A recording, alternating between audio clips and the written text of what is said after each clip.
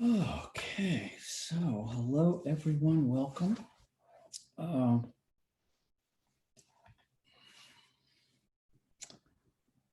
If you could, I'd like to begin this afternoon's practice by asking you to sit up and just let your spine relax and elongate a bit. You want to sit on the edge of something. We won't be sitting too long, but I just want to sit to open.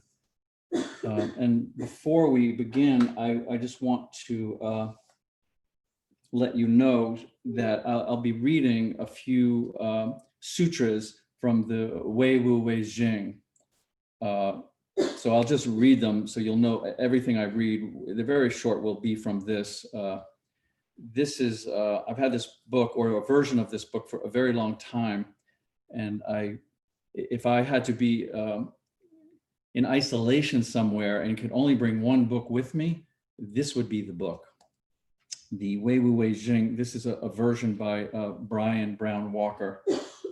So a few short readings from there. I guess if I had to also pick one piece of music, I would choose an album by Van Morrison, No Guru, No Method, No Teacher. Van said about that piece of music, that album, that he wrote that as preparation for meditation. And I guess if I had to bring one food would be hard. It would be a real toss-up between guacamole with extra garlic and Haagen-Dazs vanilla. So I'd probably have to flip a coin which food I would choose. Okay, so enough of my nonsense. Let's just sit up and relax your shoulders. If the shoulders are, though, slumping forward, maybe just open the shoulders so the shoulders are somewhat over the hips. Again, so we can just relax and elongate the spine.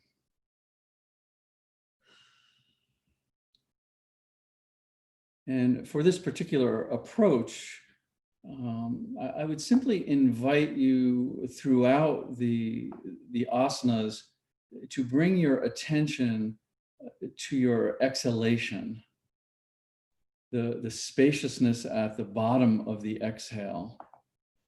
So very seldom do we direct the breath or try to apply techniques or pranayamas to the breath in the yin approach, but we are very interested in bringing attention to just the subtle mystery of the exhalation and how we can often forget about it and really not know it as intimately as we possibly can. So that to start, just start to gently bring that exhale down into the lower belly. And I'll remind you every once in a while to just bring your attention to the subtlety of the exhalation. Nothing else to do but allow your attention to be absorbed in that cycle of the breath. And then the other thing with the breathing, it's very common that we can feel the breath as vertical, the breath as horizontal, the expansion of the rib cage. But I think we often forget that we can imagine the breath as a spiral. And so the breath spiraling on the inhale and on the exhale allows for more width, if you will, more space and more time. It allows the breath to slow down if we're imagining that it's spiraling. So those two things to begin, we'll simply relax into the exhalation, bring some awareness to the exhalation, and we'll feel that the breath has this capacity to spiral up and around the spine on the inhale and down and around the spine on the exhale.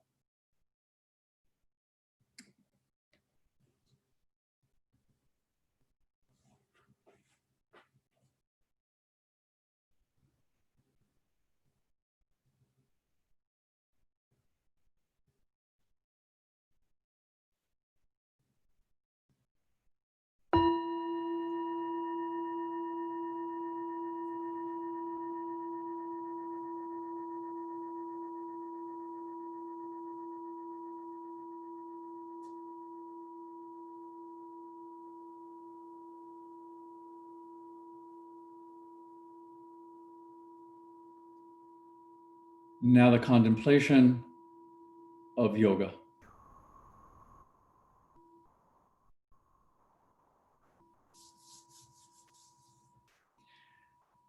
Okay, so let's,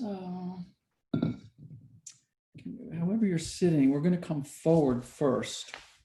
So I'll invite you to extend your right leg out and to bring the left leg in. So the two angles of range of motion that we're interested here are the right and the left hip flexors. So we don't want to tighten them, and we don't want to place the hips mechanically.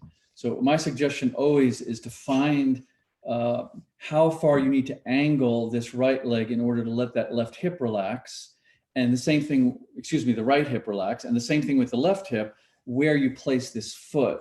You know, don't do it habitually or mechanically. You can place it anywhere from the ankle, calf, behind the knee, the upper inner thigh. Again, the criteria is that both of these hips are relaxed.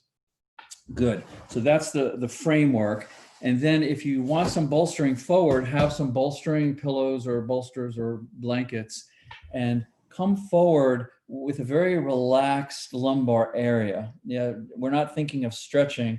We want to think of the upper torso weight of just applying a gentle, steady, stable, and safe compression. So moving very slowly. And this is why I suggest having something forward here, so you can control and slow down the descent into all of this resistance. So it really doesn't matter how deep we go. Much more important to, listen to how the body is starting to, tug a bit or resist or even hurt. So listen to that very carefully. We're not interested in aesthetics, and we're not interested in depth. We're simply interested in listening to the sometimes not so subtle, but often very subtle, pullings and tuggings and all of these stuff in the lower back. So settle in, relax in, and we'll begin.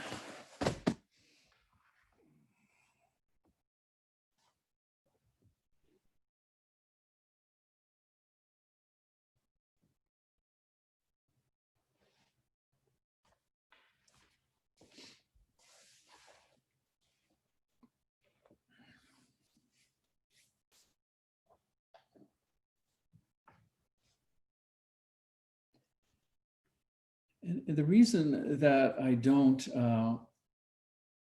particularly offer a direct guidance with the breathing, and simply suggest that you bring your attention to the exhalation throughout the practice, is because who knows what you will discover.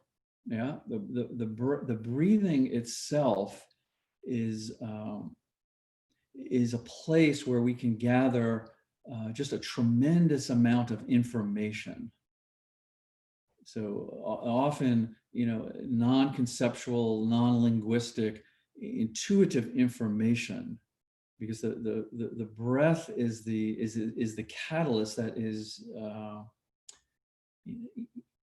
sustaining so many of our systems and our processes. So the suggestion to bring attention to the exhalation is just meant for you to be as open-ended and not knowing as you possibly can, and just feel it and just listen to this sort of rhythmic, cleansing part of your experience that's ultimately woven into every other thing that you experience.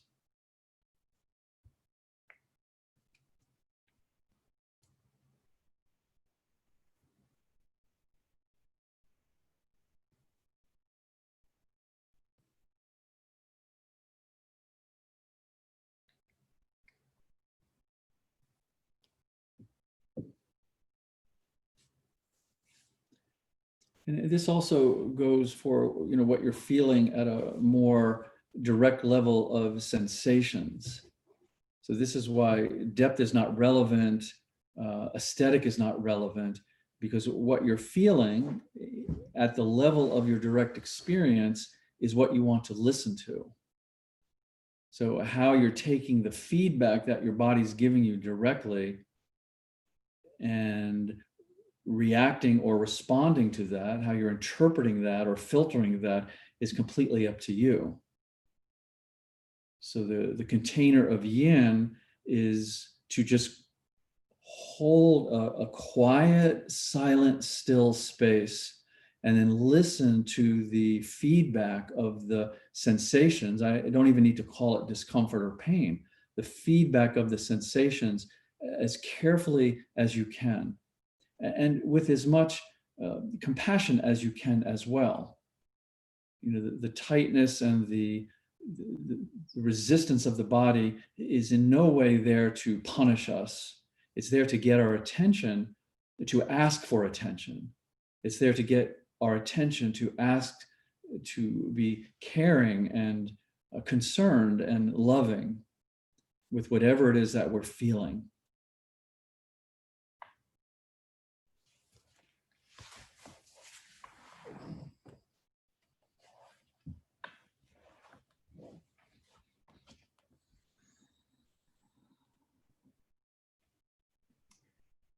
Okay, so let's come on up from here, and we're going to come back to this. So no worries that that was relatively in yin terms. It was kind of quick, but at least we sort of eased into the fascial barrier, and we'll revisit it a little later. And let's just switch this up. So take the left leg and extend it out. And again, let that left hip be nice and relaxed, so the angle is unique to your body. And we'll bring the right leg in somewhere along the inner left leg. And then the same thing, you know, really feeling that the muscles, the intrinsic muscles of the lumbar area, can relax as much as possible. And then be prepared to support yourself forward any way you can. Try to relax your shoulders and try to indulge the weight of the skull a bit. So if we're, you know, subconsciously holding the head up because the neck is feeling tight, this is going to translate down from the lumbar spine. We want to feel from that lumbar, even lower, the sacral spine, articulating up into the cervical spine, that's connected. So if we're holding muscularly in the neck, it's going to inhibit the connection, the connectivity. So this is why we have bolsters or arms to support. So we're, you know, coming into a depth where we can really make this investigation.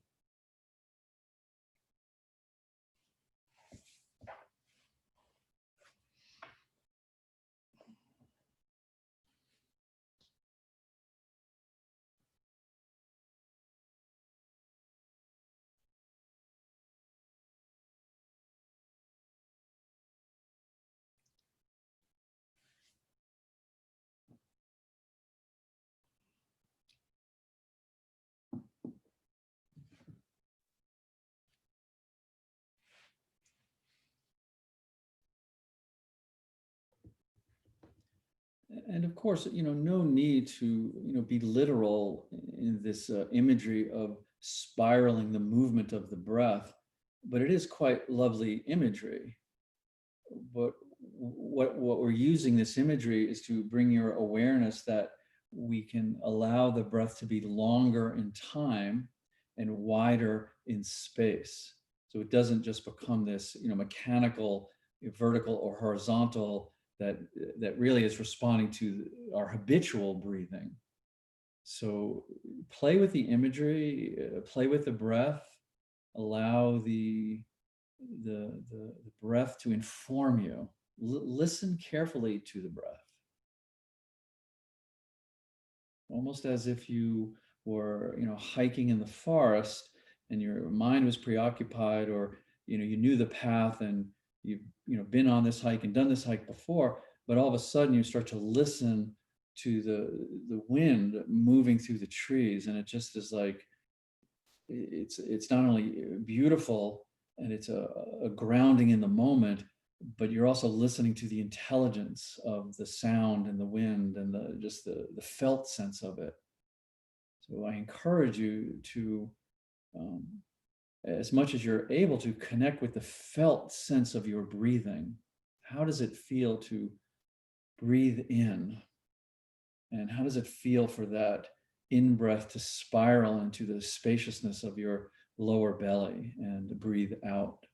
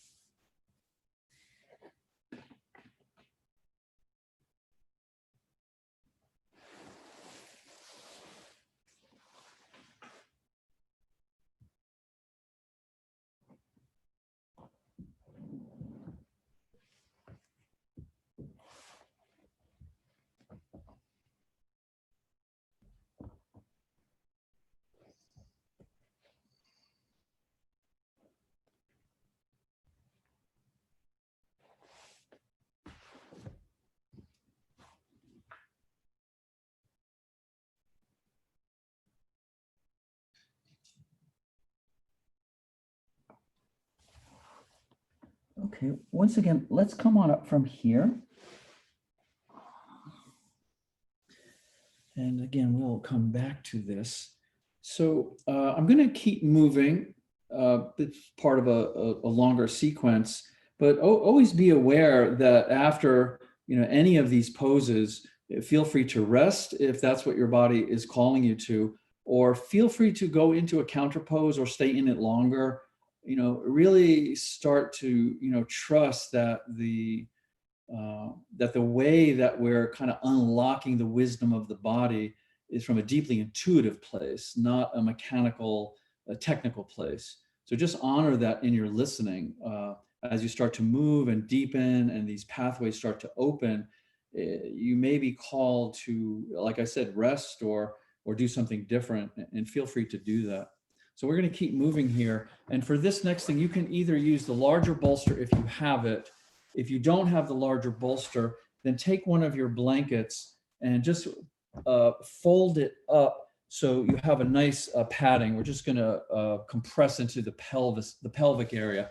So I've just folded this so it's about the same height. I did it today with the blanket, so it's pretty much the same. Yeah. So what we'll do then, whether you're using that pad or the bolster, put it behind you, and then just elevate your hips up and just place the back of the pelvis. So we're not going into the lumbar area. So the buttocks have to come up as well. So if you've kept your buttocks on the floor, this is going to go right into the lumbar. We don't want that. If you can see it here. So I'm on the pelvis. And then you probably will need some adjusting. So keep the feet on the floor and just get this just right. So it's not pinching or pulling into the lower back. Yeah. And then when you lower your body down and you feel like you're supported and stable here. Yeah. So pretty much you go from the pubic bone down, and this is where the bulk of the support should be. And then just let your legs relax out. And as you let the legs relax out, just open them up a little bit wider than the hips. And this will kind of pull that ligamentation of the pelvis, the little opening of the sacrum a bit. And then just relax. Oh, for the head, if you want a little bit of comfort, try not to bring the chin down with a pillow or a blanket. So a little bit of something if you need it, but better to have the head mostly flat. Yeah, so we can let that upper spine relax.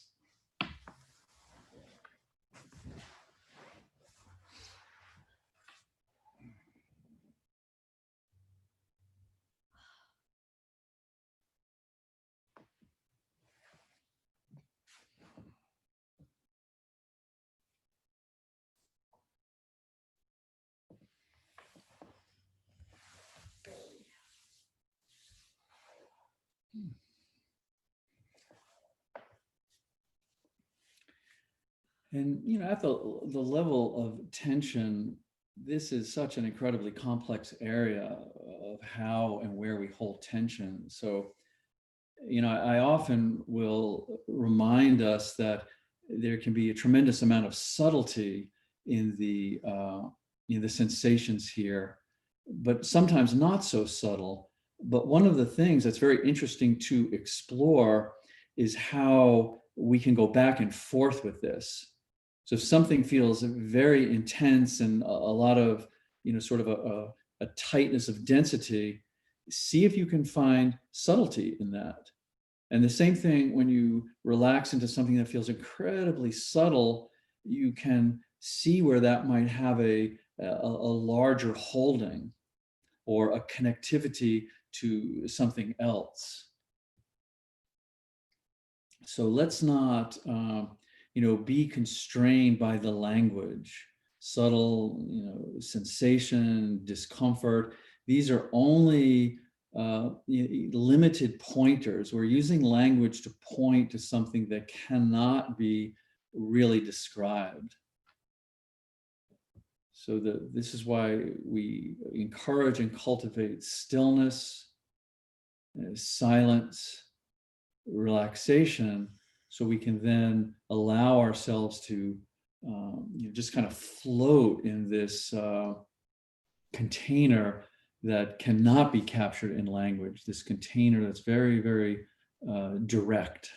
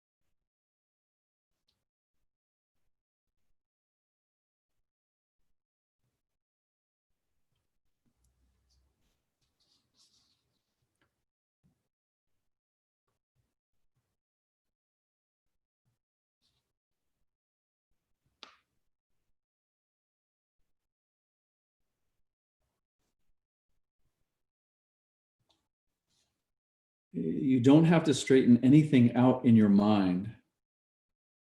You only have to set it down if it isn't good. Your enlightenment is fully present at every moment of your life.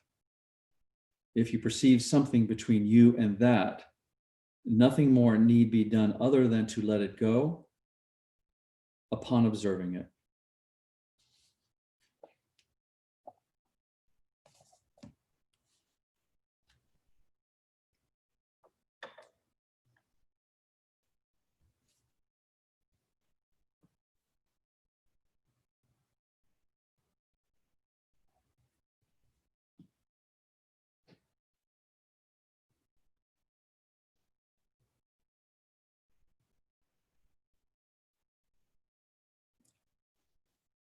When I read that sutra this morning, it so reminded me of something that I was talking about on Friday.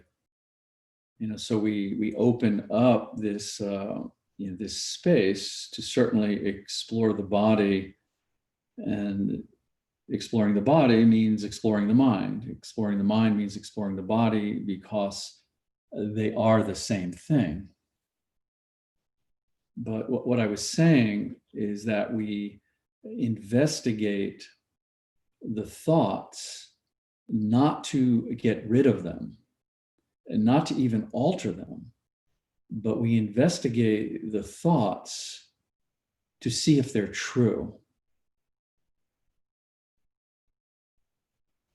And then if we find them to be true, this will take us in one direction.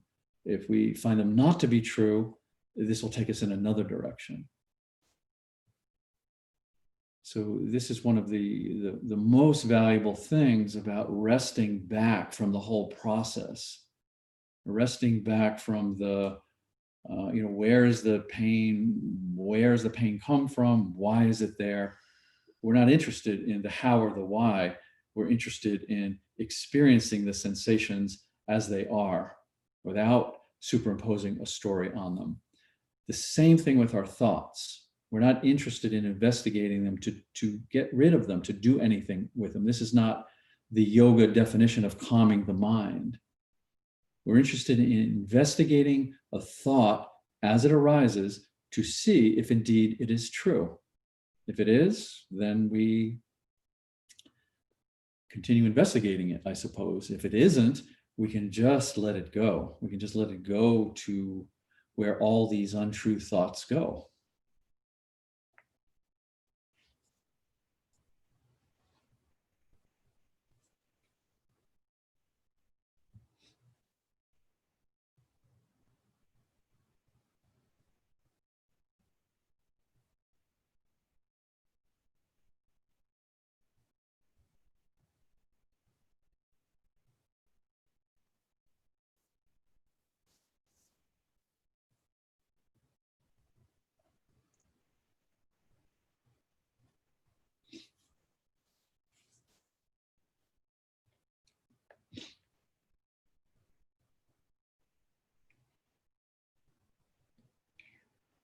And this, continues to get particularly interesting. And this is why we, really consider our yoga to be a very gentle and open-ended contemplation. So in addition to investigating a thought, we also get to look at, is the thought initiating or triggering an emotion, a feeling, or is the feeling creating the thought?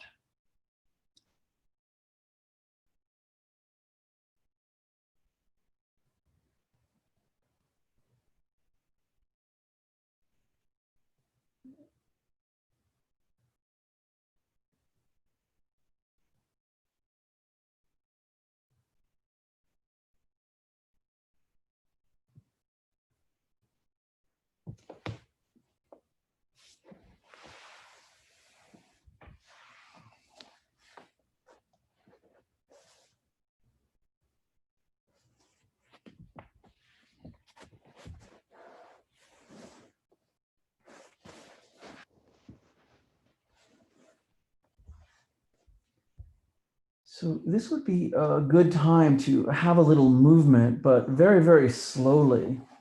So let's initiate this movement by bending the knees and putting the feet on the floor. And so this will be a little bit different.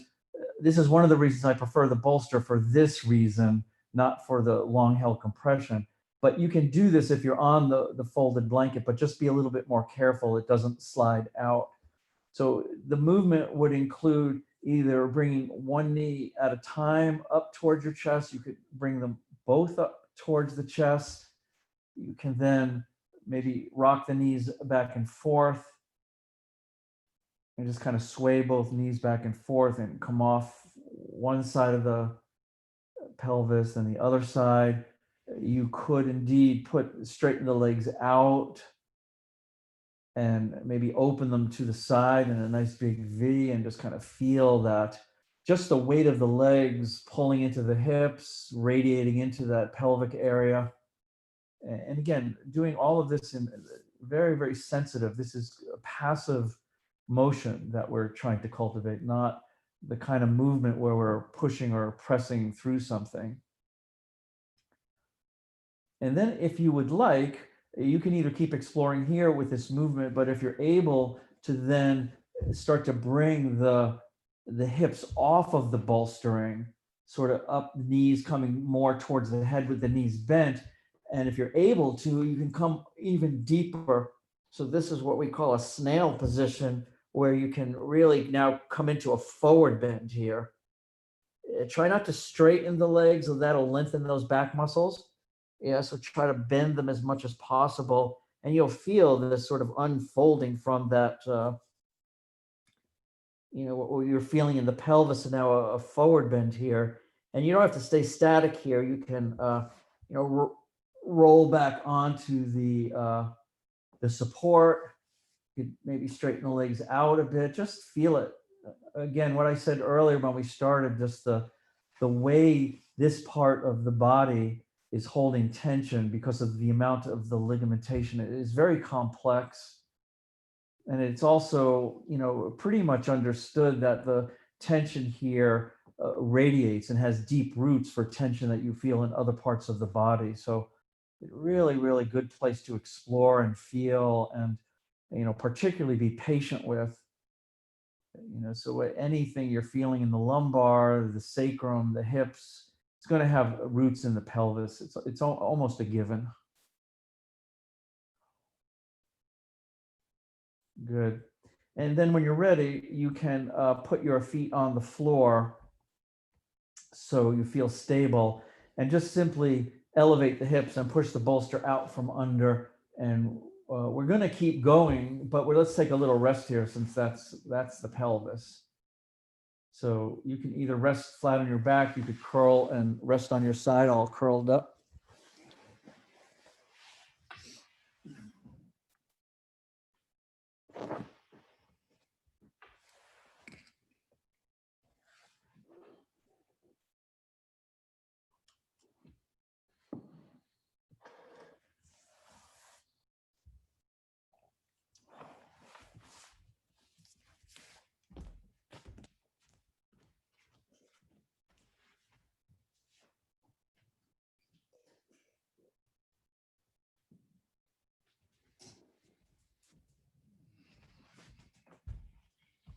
Okay, so let's come on back up. And I would like to go back into that half butterfly pose that we did, and now we'll hold it a little bit longer. Yeah, so this time, let's start with the left leg out, and we'll bring the right leg in. So the same pose we did before this, we're just gonna hold it a little bit longer. So everything that I said earlier applies in terms of relaxation, honoring your skeleton, relaxing the lower back, using any support that you need, entering into it very slowly and carefully, having no predetermined depth or agenda, and just letting the sensations really guide you. Come to a place where you can be as still and quiet as possible, and just allow it to unfold.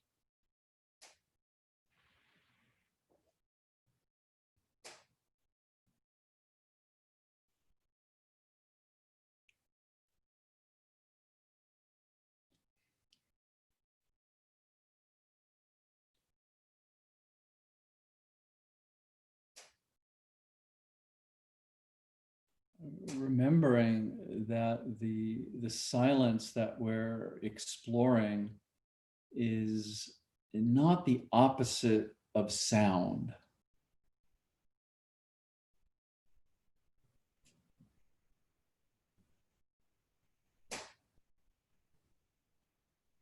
So to come into a quiet contemplation is really to begin to recognize that silence is a whole another world, really. It's a spaciousness unto itself.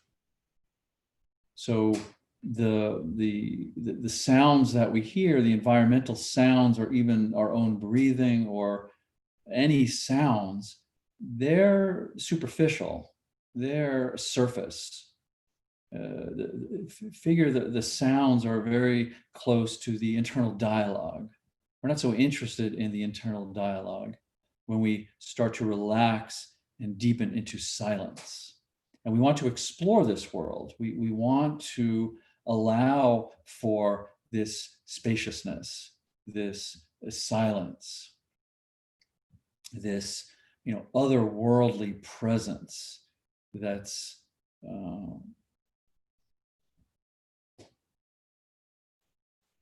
not contingent upon the environment quieting down. It's not contingent upon the mind quieting down. So this is the doorway into this, dare I call it, a sacred silence, is really relaxation.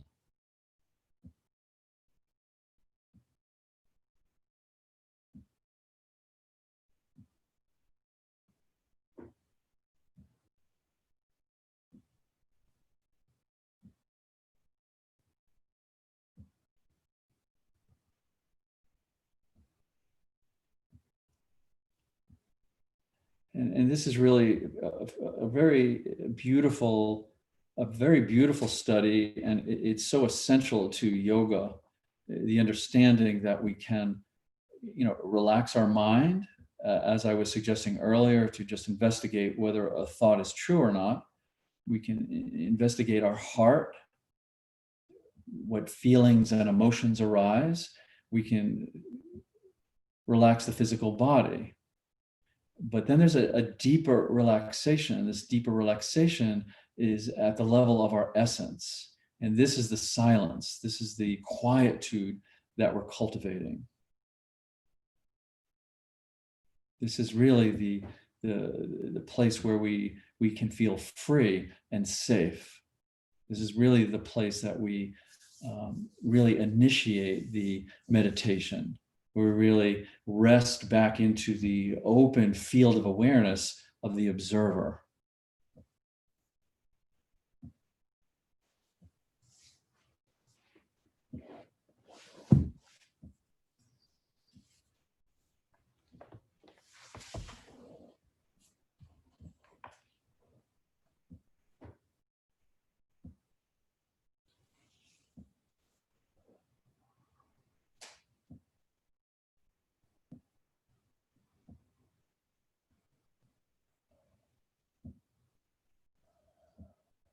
Okay, so let's come on up from here.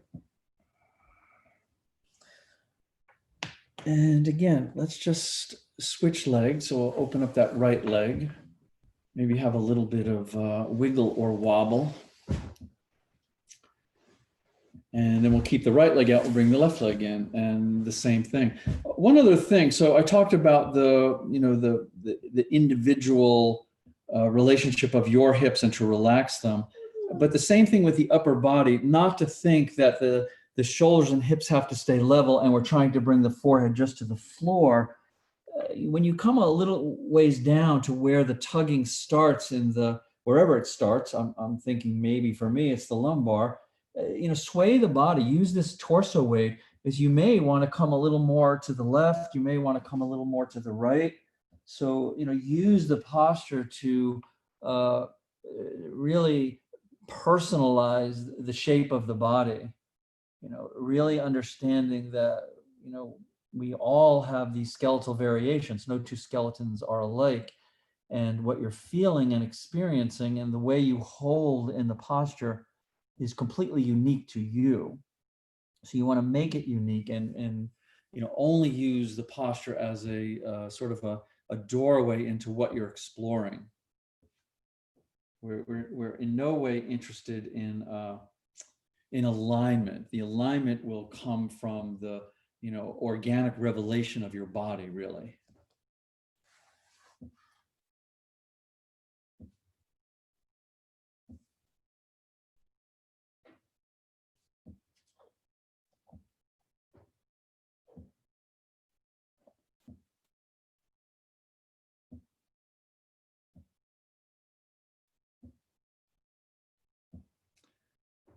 The alignment will come from the organic revelation of your body.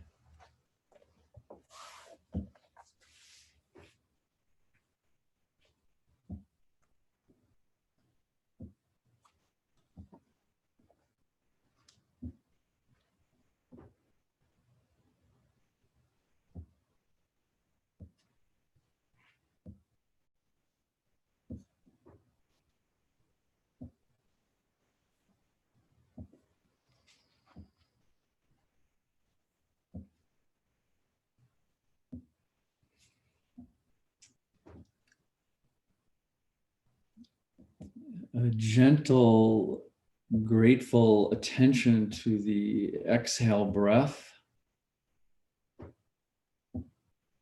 Imagining that it is just a lovely, natural spiral, spiraling down into the lower belly and then spiraling back up into the chest and the throat.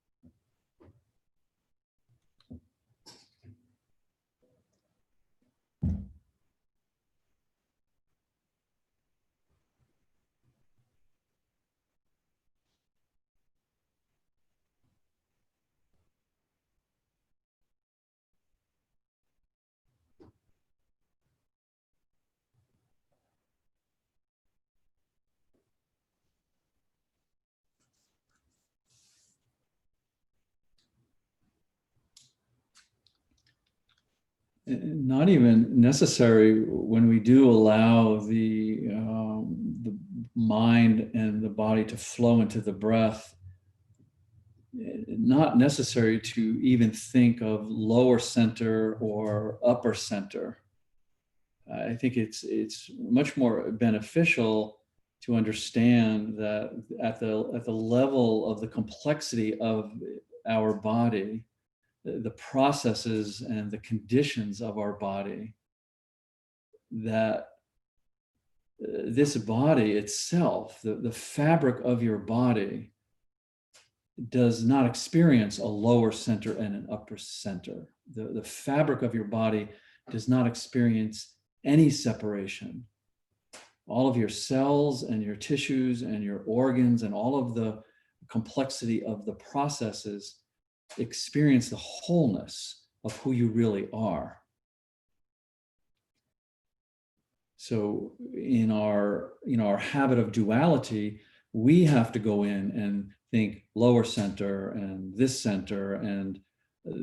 organ and those tissues and the senses.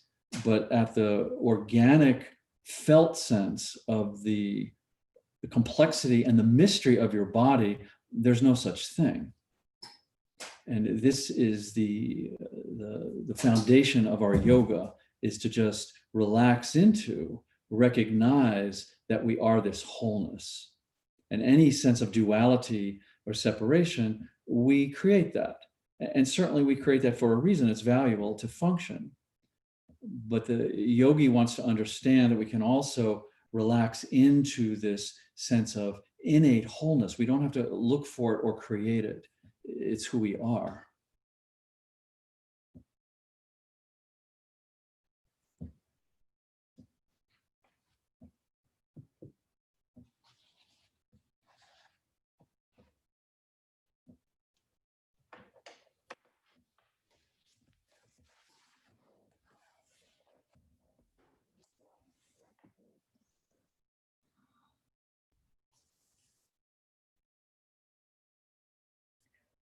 Good. So let's come on up from here. Just kind of emerge and straighten out your leg. Good.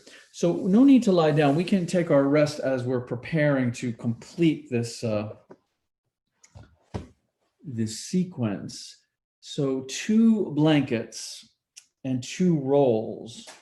So get one of your blankets, and just understand as you're rolling them, the height of the roll and the firmness of the roll will determine the amount of compression you're going to feel in the lumbar. So we're going from the pelvis sacrum directly into the lumbar. So beware of how much you roll it. So I've just done sort of a medium roll here, and then the second roll, same thing. Be aware of the height and the density of your roll. So we want to have 2 rolls that we can put up against each other. And then also there's a consideration that, this blanket is a little firmer than this towel. But as you can see, hopefully you can see, I just have these 2 rolls, a blanket and a towel, and I didn't roll the blanket all the way up. So this is the front roll is going to directly into the lumbar. And then the secondary roll is going to be more pulling on the lower thoracic. So we have compression and some traction at the same time. And then if you need to re-roll them, certainly feel free to do that. Something for the head, yeah, again, only something maybe just for comfort, but not to change the angle of the upper spine. And what I suggest with this, if we let the roll that's further away, closer to the shoulders, get away from us, it's going to go too far up in the thoracic spine. So we want these very compact.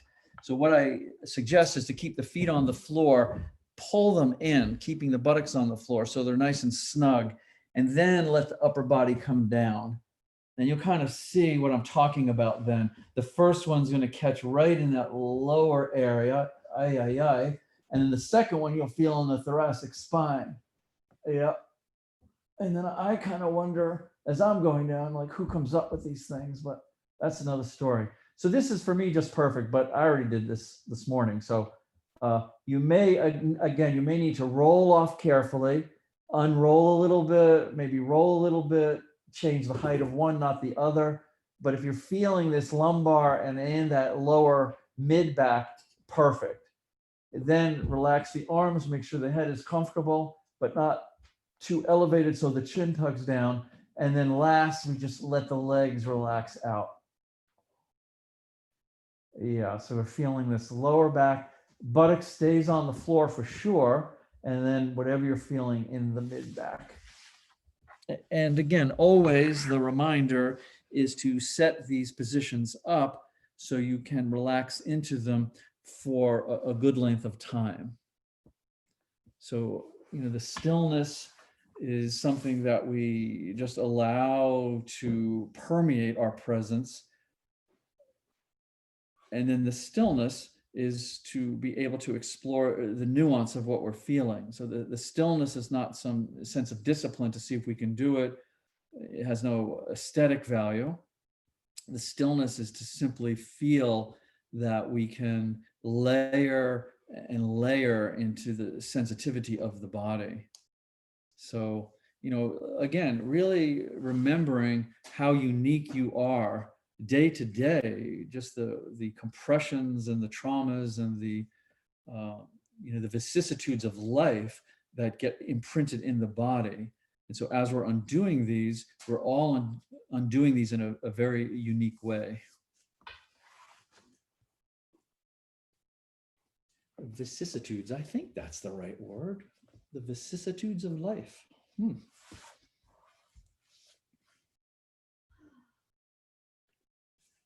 Yeah, so just relax.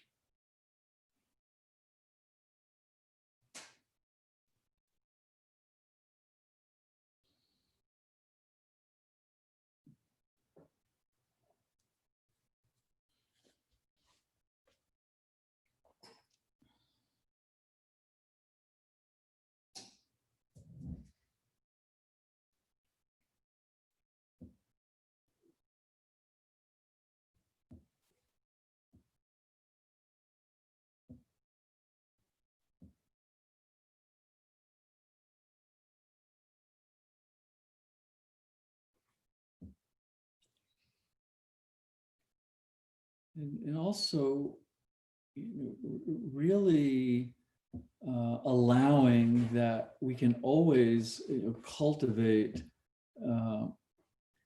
greater patience with our body. So very challenging to really start to accept, and it is an acceptance, that we have this discomfort in the body. So we want to always be at a place, be at a layer where we can be receptive, where we can start to allow that the discomfort is there for a reason. And it's willing to share with us if we can simply allow it and relax. So we get to the place where we feel as if we're in protection mode, unsafe, not sure if this is good, distracted by it, don't want to be here, then we want to honor that.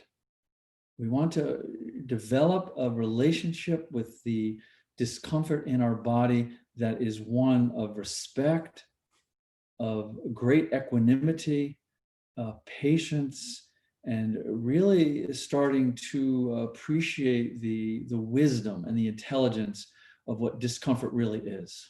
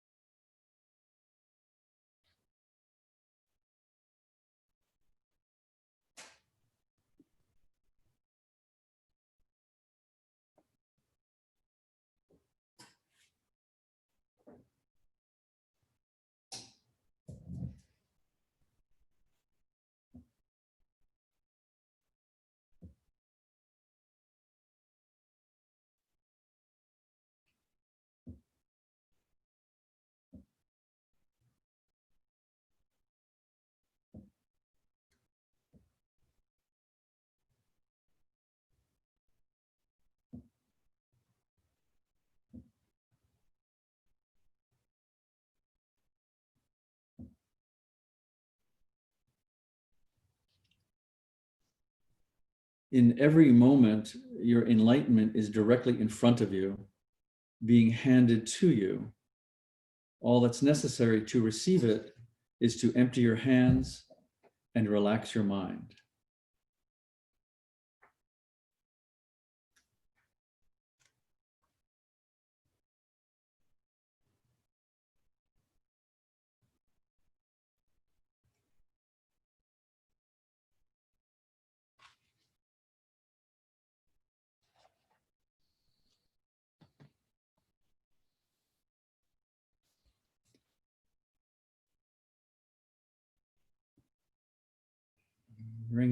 attention to the exhale breath, bringing attention to how gentle and deep the exhale breath can be.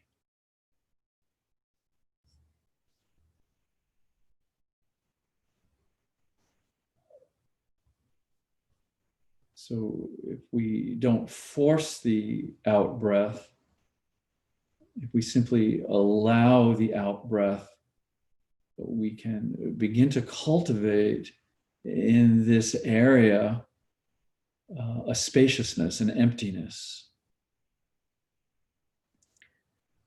So this is the yin to the yang. The inhale breath feels a bit tight, it feels full, it feels concentrated. The exhale breath, we want to balance that with emptiness and spaciousness and gentleness.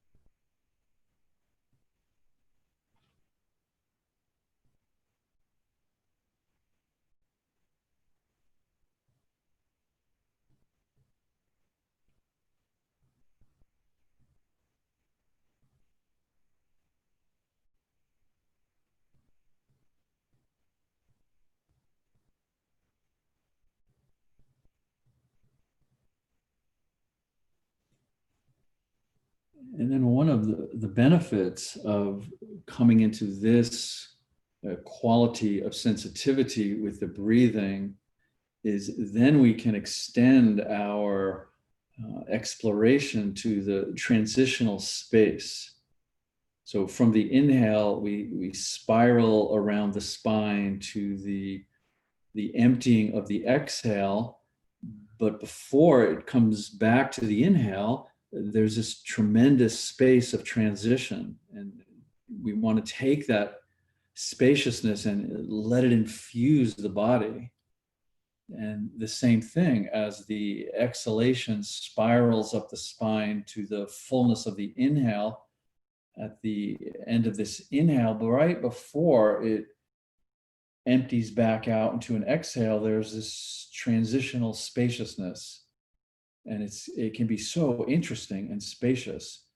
And whenever we connect with spaciousness, let it saturate, let it permeate you. This is primarily what we are, is spaciousness, is emptiness. Not theoretically, not conceptually, but viscerally, somatically.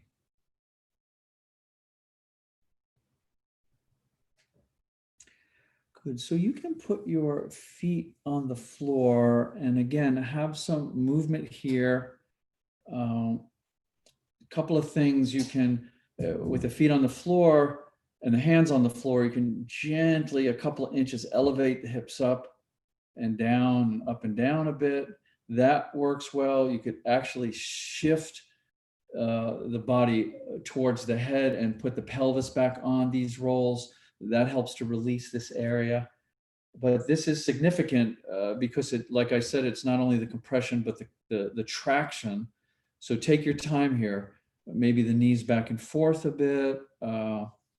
So we're going to rest after this sequencing, so a longer rest. So work your way out of it carefully and then make yourself comfortable, and we will take a rest.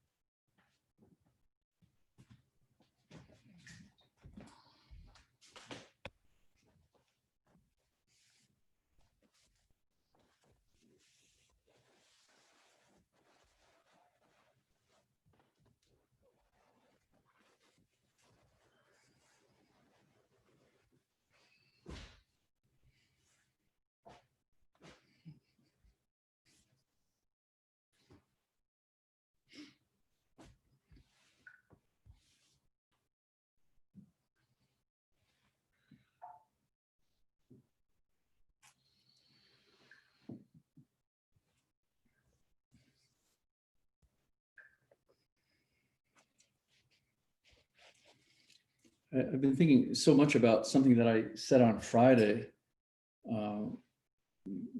because it's just because the scope of it, because it's not only, deeply personal, but I believe that, this transition that we're experiencing collectively, has such deep roots in our collective discomfort and our collective suffering. So what I was talking about on Friday was that if we do not seek the truth, and whatever that means for you, obviously that's very personal, but if we're not seeking the truth, that the truth will seek us, and that the way that it manifests is through suffering. So it has a way of getting our attention.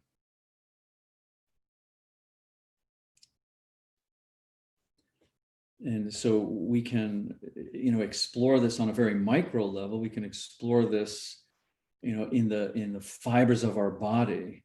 If we don't listen to that signal of discomfort, that slight irritation, that slight whatever it is, and it grows. And we don't listen to that, it grows. We don't listen to that, it grows. So if we're not seeking, health and equanimity, the discomfort will have a way of getting our attention.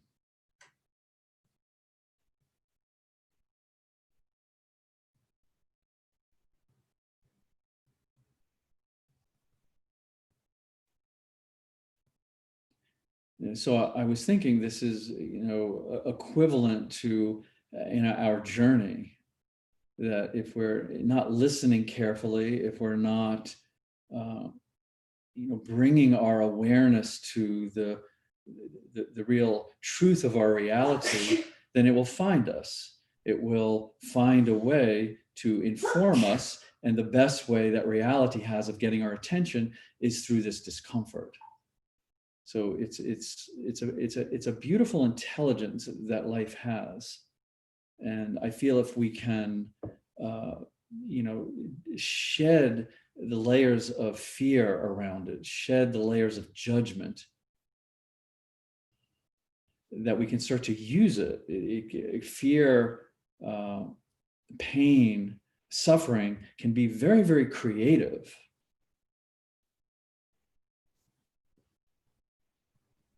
So how to hold space for ourselves. And ultimately, that's what the yoga is inviting us to do, is hold space for ourselves so we can listen to these pulsations of discomfort, pulsations of fear, long held belief systems or physical contractions or whatever they happen to be that are no longer working for us.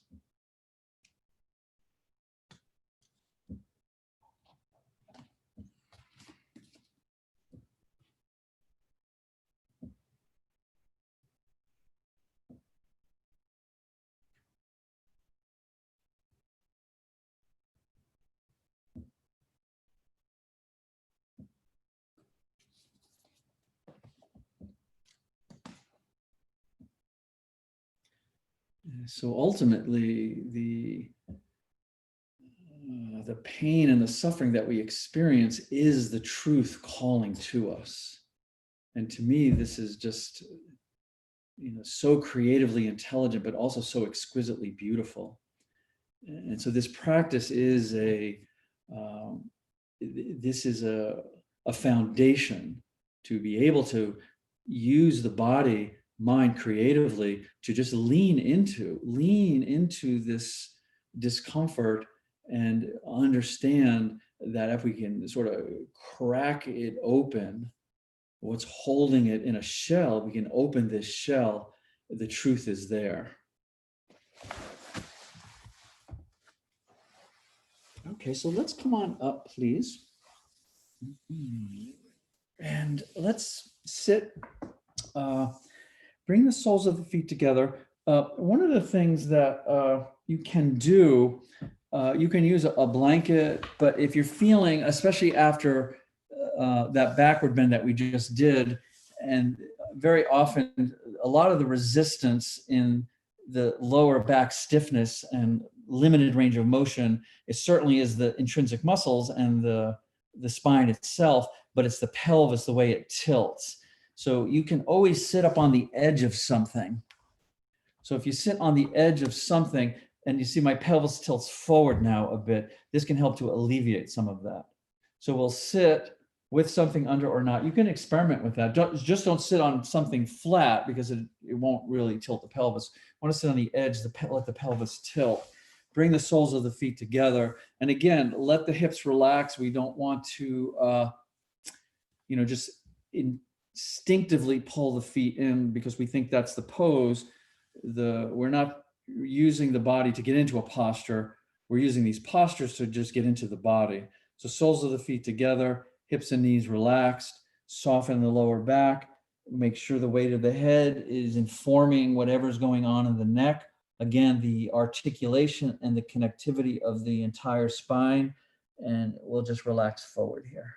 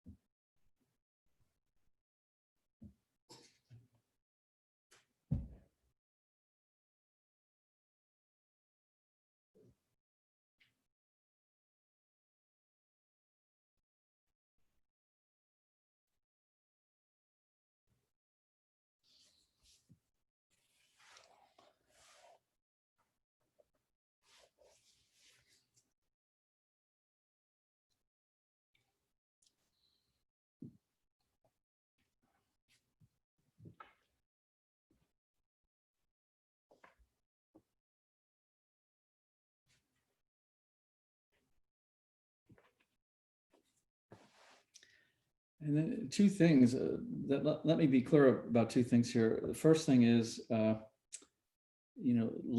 me not appear more evolved than I am, that I really would not need to flip a coin. I would go with the Haagen-Dazs. So I was just trying to make you think that I might consider the healthier version, but no. But vanilla Haagen-Dazs. So just to be truth in advertising here. The second thing is that when I say if we are not seeking the truth will find us. This is a very personal, mysterious dance that we all do. I'm not talking about a truth that is an awakened, elevated, enlightened state. Because my own experience is that the more that I realize, I realize there's nothing to realize. And that this idea that we have to get something more or attain something is the fundamental delusion. So this is one of the beautiful things about being alive and about having a capacity to contemplate, is that the seeking of the searching for is very, very personal. This is why this particular yoga, or I think yoga in general, emphasizes the primacy of direct experience. So certainly, yes, we can play with and explore and have all of these lovely, concepts, but we also can cultivate the ability to just sit in a grounded, present way and appreciate the clarity and the unfolding and the mystery of our direct experience.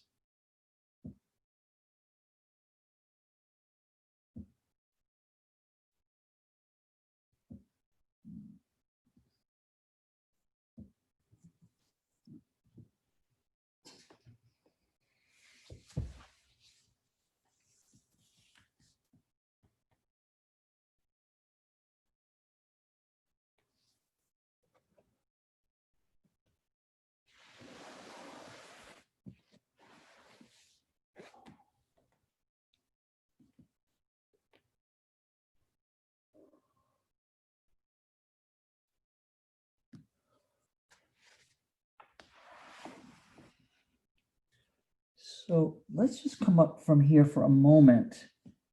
And this is always nice to do, just to release and withdraw, even if we're going to continue.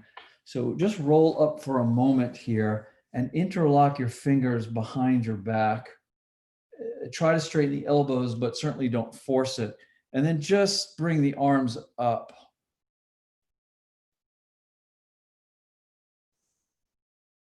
And just feel a very natural elongating of the spine. Hold the arms up a bit here longer and just let the head dangle a bit wherever it feels good to do it.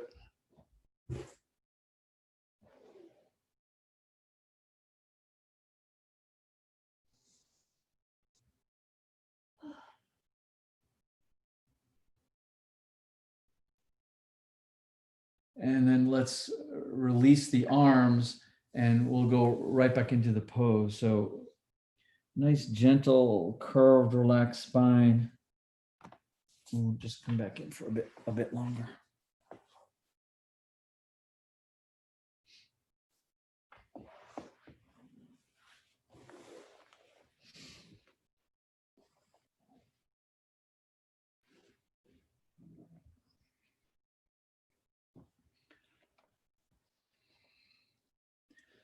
And I do realize that this,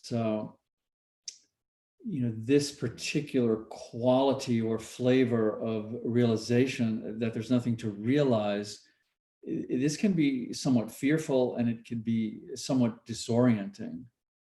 So this is why I like to think of it as a dance. I like to think of it as very personal. So we get to open up to the world. We get to open up to the teachers and the teachings and the scriptures and just the mundane teachings of life itself, but then we get to withdraw inward and let that all sift. Let that all be explored, go into the center, go into the texture of what it is you think it is. So this is why we start to feel deeply into the body, the spaciousness of the body, and explore that. What is there?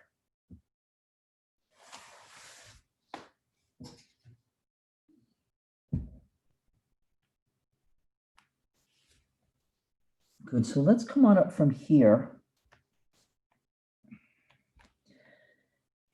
And then we're going to straighten the legs out about hip width distance. And you can have the back of the legs unsupported, or if you would like, you can put small bolster works great, or you can roll your blanket up and put it under the knees. And then I'm doing now about the width of this bolster. So a little wider than hip width for me. You could bring it in a little bit more, but certainly not further.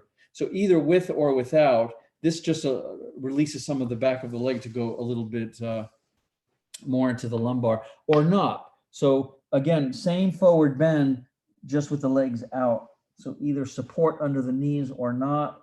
And again, let the upper body have a little movement before you settle in here, so you can see where these little pockets of density are.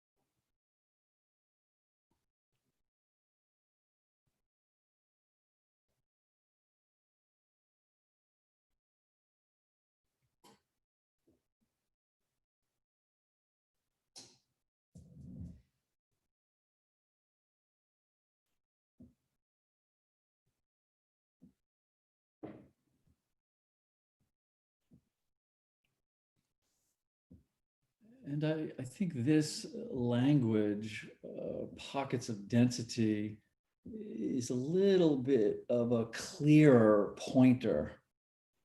So injury, pain, discomfort, tightness, these have a certain image to them. And so certainly, we're exploring the body somatically, we're exploring the body purely physically, but are we? Or we're also exploring the body energetically. So to have this imagery that we're leaning into pockets of density, can we then allow spaciousness? Can we allow the softness of the breath? Can we allow the quality of relaxation to lean into and to permeate these pockets of density, to really see what is actually there? So what we're calling pain, what we're calling a dysfunction, even whatever we label it, what we're calling pocket of density, can we relax into that and see what at a functional, a textural, structural level is actually there?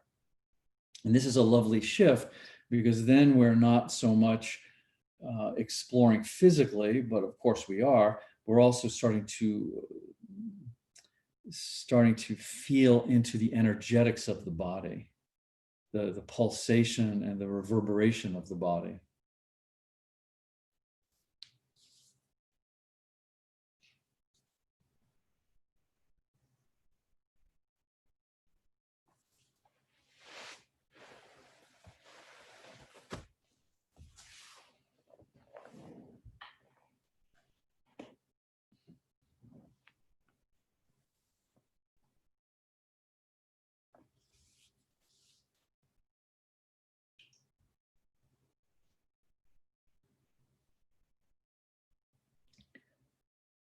Good. So let's come on up from here. And if you have that bolstering under the knees, you can remove it. And let's go back where we were. We'll bring the soles of the feet together once again and come forward again.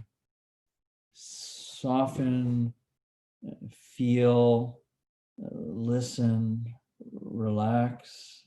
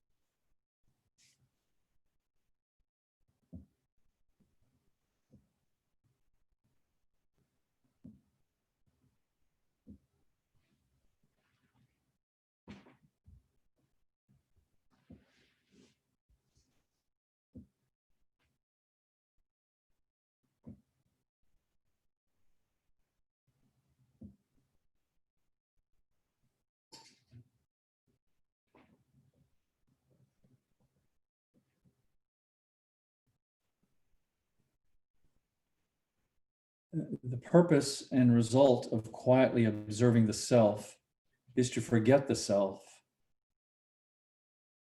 When the mind is seen for what it is and fascination with its activities dissipates, reality, which was always present, appears. It is at this point that we understand that nothing is problematic and life becomes thoroughly enjoyable.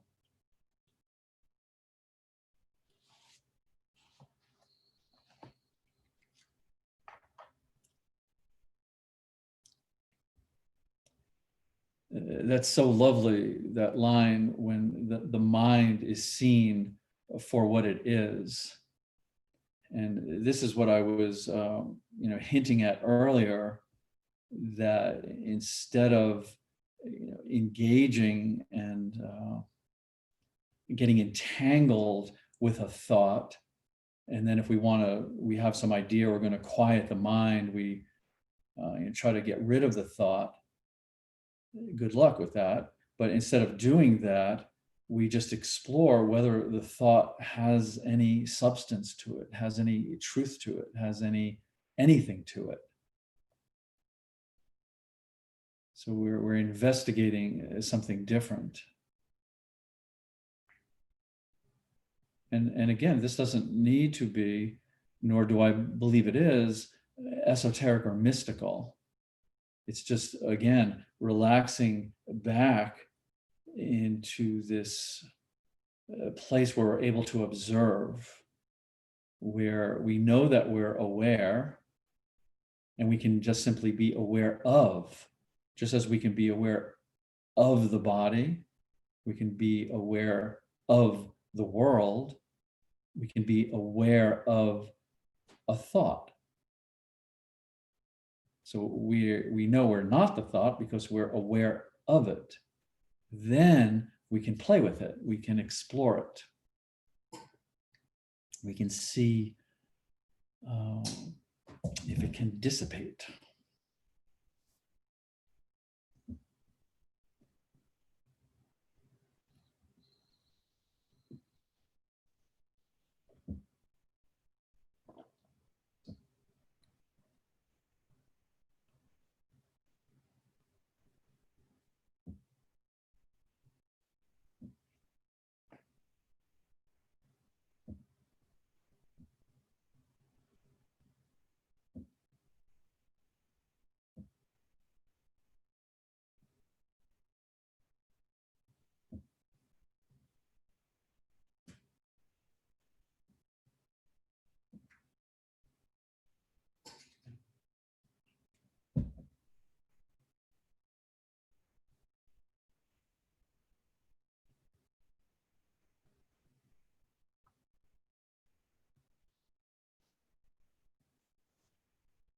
in yoga, we call this Atmavachara. It's the inquiry of the self, or self-inquiry.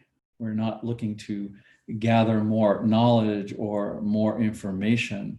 In a way, it's a type of higher reasoning, that we're not using intellectual comparisons or a body of knowledge to make assessments.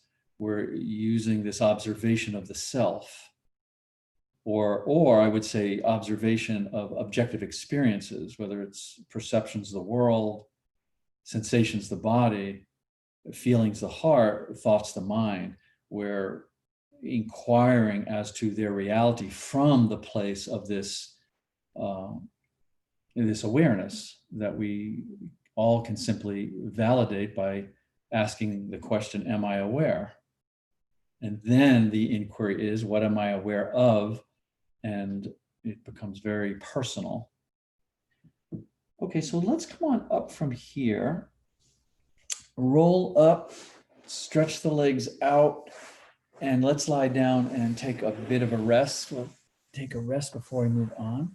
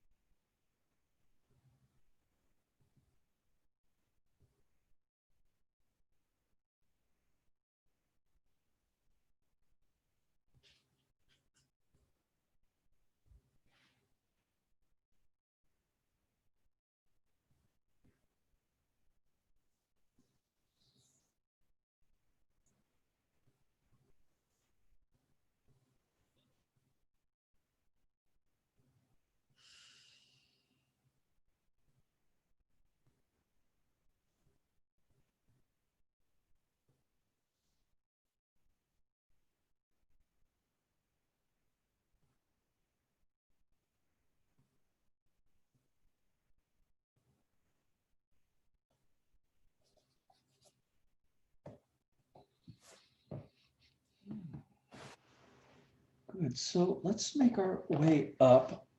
And what I would like to do is use the large bolster. If you don't have the large bolster, then a couple of pillows will do, or a blanket with a pillow. So I just want to have something to put the shoulders on, to sort of elevate the shoulders up so we can open them. So the height is really relevant to you. You can even go lower than this if your shoulders are particularly open. Sometimes I'll do this with a little bit more height. So again, the height is relevant to how your shoulders are feeling, how the upper, sort of mid upper thoracic spine handles this, but I'll just show it with the bolster. So, and then a good thing, maybe something for the head as well.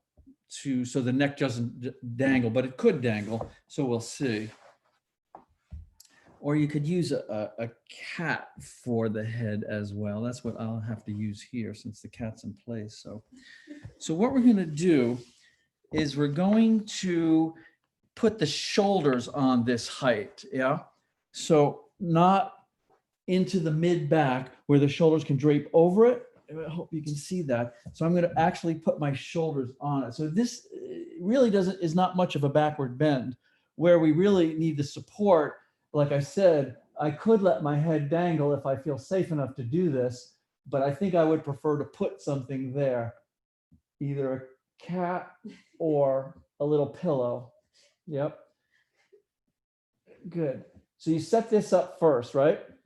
Shoulders supported, a nice height here. And then what we're going to do is we're going to let both arms come over the head with the elbows straight.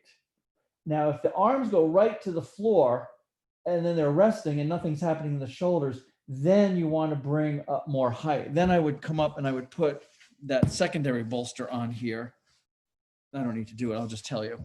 So then the shoulders are higher and it challenges more the range of motion of the whole shoulder girdle.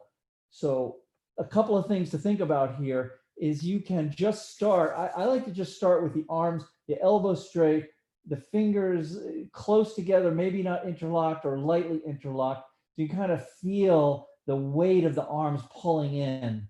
Yeah, it's again, like the pelvis, this whole shoulder girdle area, very complex and ligamented. And then you can kind of play with it. You can release and rest. You can interlock the fingers. You can interlock the fingers and press the palms towards the ceiling and let them come back. You could press the palms together with the wrists twisted and let the arms come back. But let's just start with the arms loose and relaxed. Elbows may be bent a little bit, but not too much. And then you'll notice that they slowly start to sink to the floor. The tendency obviously will be those elbows want to bend and come out of the tension. So just kind of play with that. But this is just a lovely, there's a lovely way to open the shoulders and the upper chest.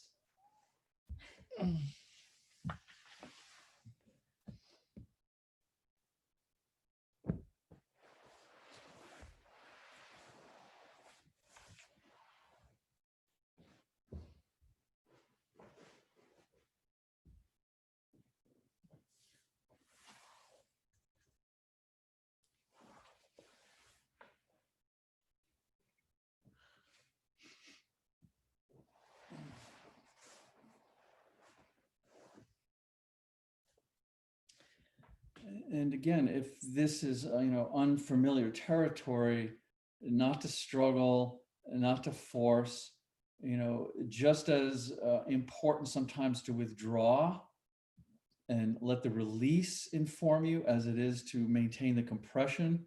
So, listen as carefully as you can.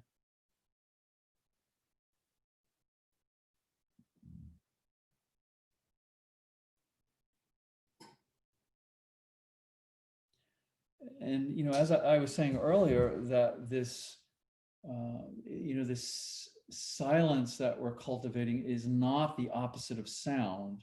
It's what did I say? It's like a whole nother world. So we're also listening in this this container of silence. There's a tremendous amount of information, if you will, when we really genuinely become silent. So the quality and the fabric of listening is very, very different when we quiet down.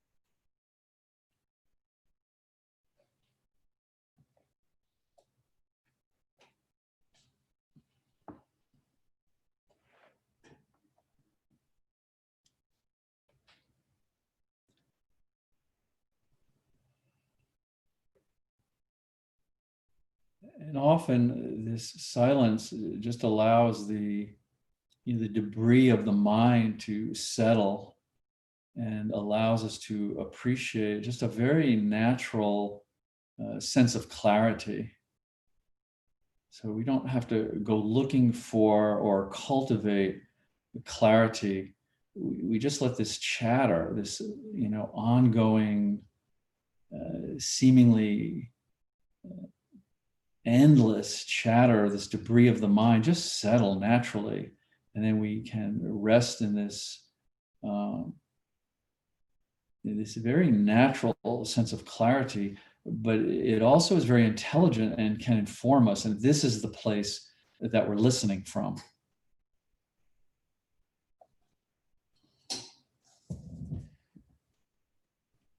And again, don't be afraid to bend the elbows or even release completely.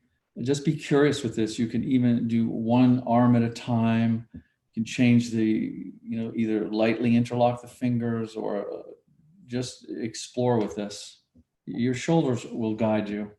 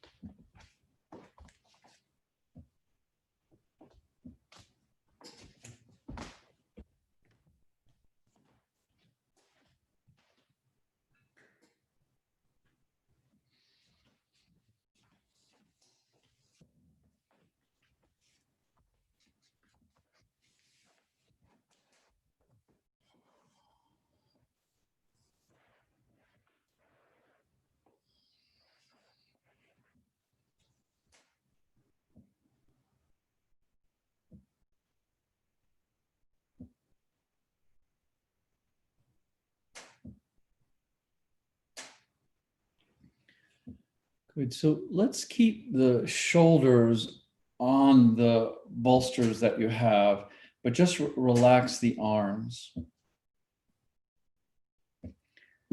And since we've been bringing our attention to the exhalation and the spaciousness of the exhalation, now that we have the chest a bit open here, I'd like you to take a deeper, slower inhalation and inhale till you start to feel it resist. And then go a little bit past it, just kind of push into the resistance a bit and notice what that is. I want you to notice the energetic feeling of resistance from the inhalation, and then let it go. Let it just spiral down. Let it kind of wash out through the lower belly. Exhale, and then again, slow inhale, but feel range of motion of your rib cage, range of motion of your respiratory diaphragm, range of motion of your lungs. So you'll feel this resistance. It will get uncomfortable. Lean into the discomfort at the end of the inhale. Notice what that feels like. What is this energetic resistance of this end of the inhalation? And then again, let the breath just spiral very softly and gently. The spiraling movements longer in time and wider in space.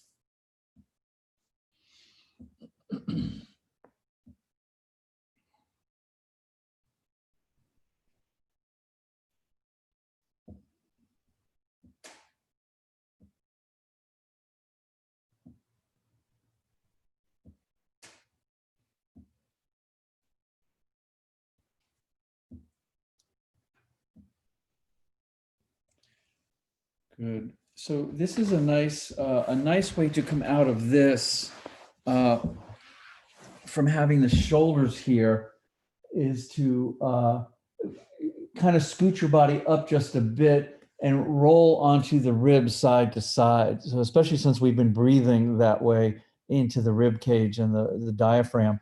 So roll onto the rib cage here. So my shoulder's a little off the bolster to one side and then roll to the other side. So we're kind of using that top arm to kind of stretch as well, to stretch the rib cage and the muscles between the ribs. And then this relieves some of that density in the shoulders we've been exploring. And then when you feel ready, let's come off of this bolstering and just lie down, and we'll take a rest here.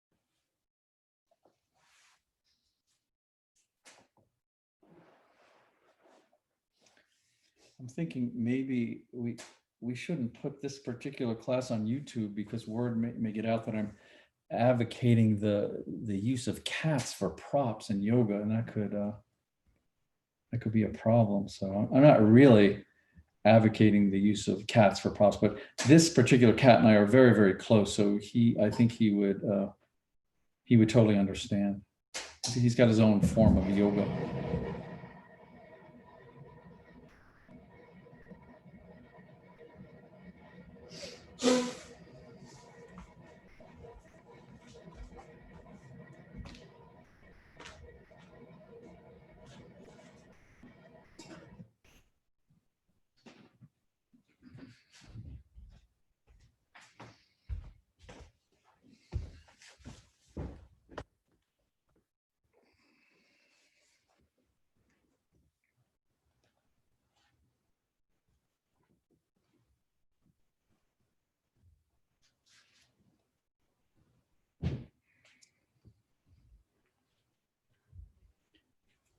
If you wish to enjoy the fruits of enlightenment, abandon regard for the conventional and the communal.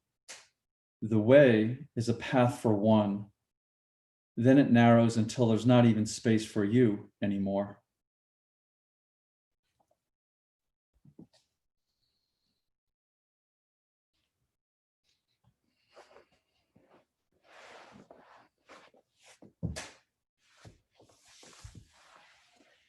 So from here, this will be our final asana. I'm just going to invite you to, bring your knees up and do whatever twist feels best for you. So, simply if you're going to the legs to the left, to keep the right shoulder on the floor. If you have a variation of a twist that you enjoy, I'll just hold time on one side and then the other. So no need for me to really direct it, especially with all the backward bends that we did. Your lower back will guide you to something just right.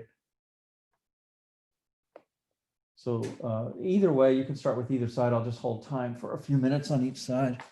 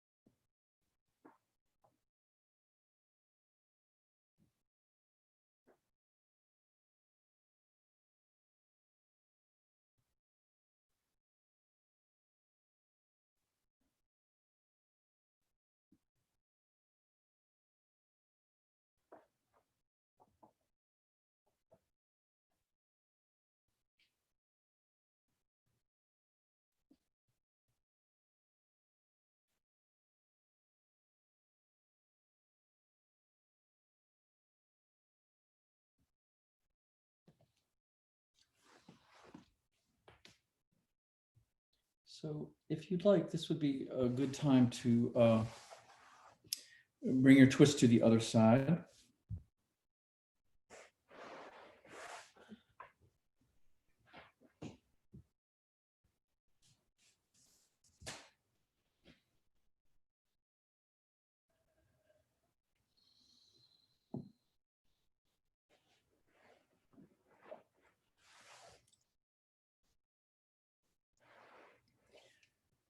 So I was saying earlier about the the nature of this self-inquiry and how it may not always be what we think of as self-inquiry, that we're not inquiring or investigating the self-image, the habits of the ego, what we think we know. Even we're investigating the deepest essence of ourselves that we can comprehend or relax into. So one of the qualities and one of the invitations of yin, the quality of yin is about subtlety.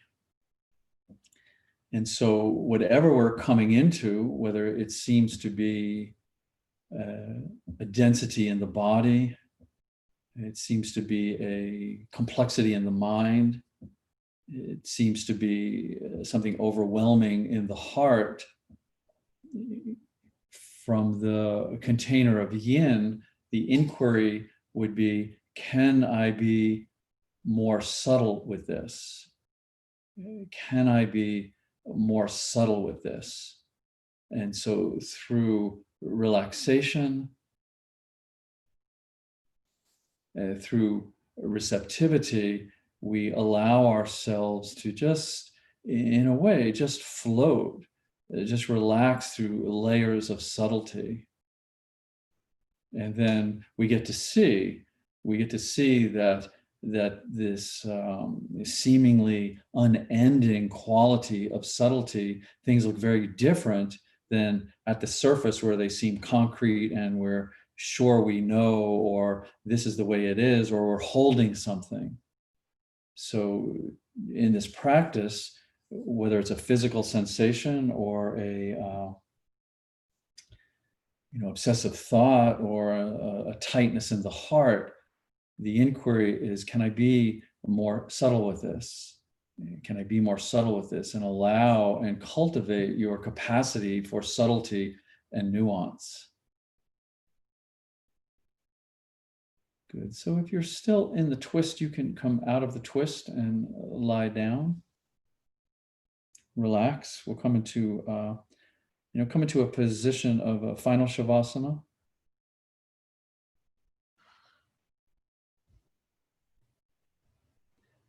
And just take this time to just feel the reverberations, the sensations in your body, just as energy, without needing to name or define anything.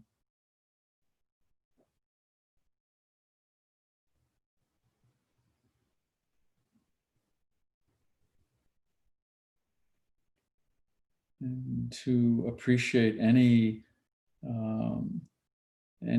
quality of stillness or silence that you can experience.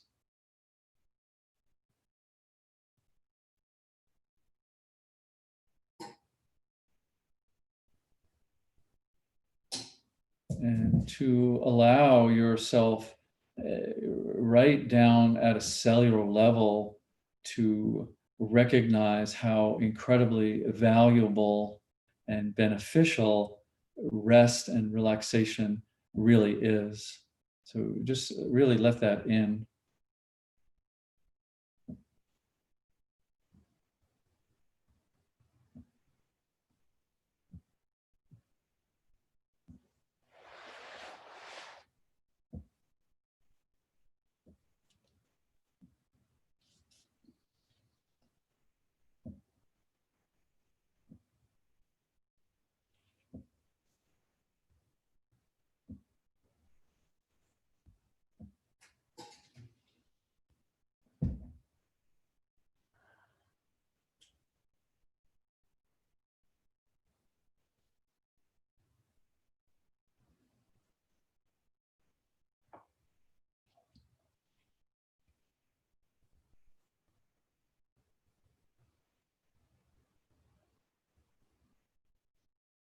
All things arise, suffer change, and pass away. This is their nature.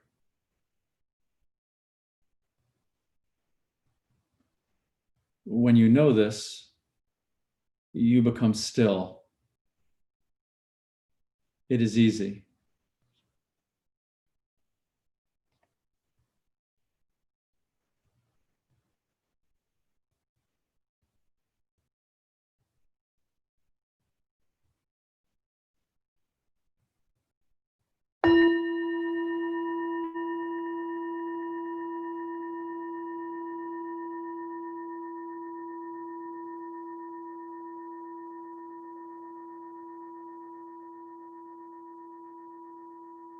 And namaste.